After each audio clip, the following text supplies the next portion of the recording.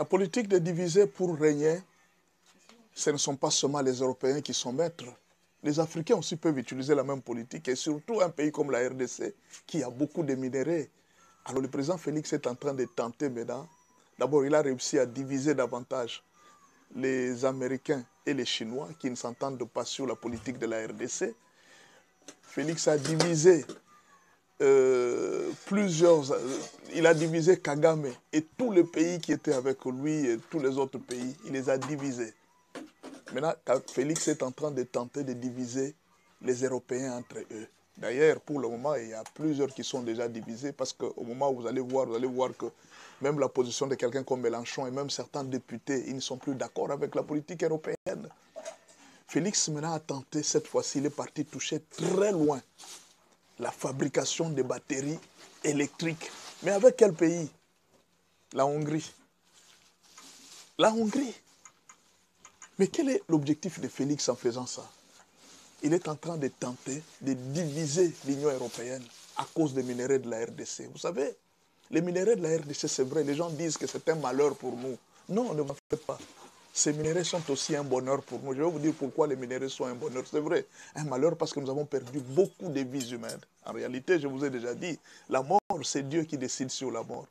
Moi, j'ai toujours dit que ceux gens qui sont morts, c'est peut-être la manière que Dieu avait choisie pour qu'ils meurent.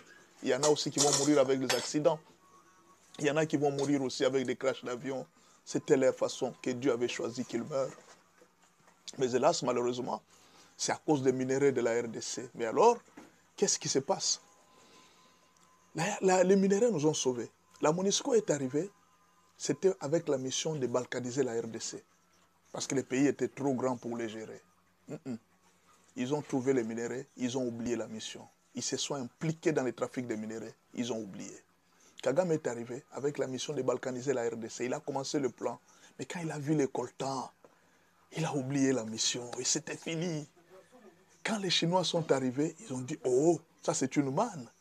Ils se sont dit, non, nous sommes là, nous restons.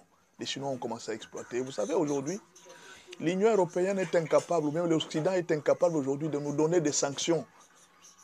Comme dans le temps, on ne va pas vous aider, on ne va pas vous donner. Depuis que Kabila a ouvert la porte des Chinois, c'est pourquoi à un certain moment, n'oubliez pas ce que Kabila a fait. Kabila a fait un grand travail. Depuis qu'il a ouvert la porte des Chinois, aujourd'hui, aucun pays ne peut nous donner des sanctions parce que la Chine, c'est un pays souverain. Vous refusez avec votre argent, la Chine nous donne l'argent. C'est ce qui se passe maintenant. L'Union européenne, les FMI, la Banque mondiale, ils n'ont plus de pouvoir sur nous parce que nous avons l'argent liquide de la Chine. Nous pouvons construire des infrastructures sans recourir à eux. La RDC, que Félix tente de diviser.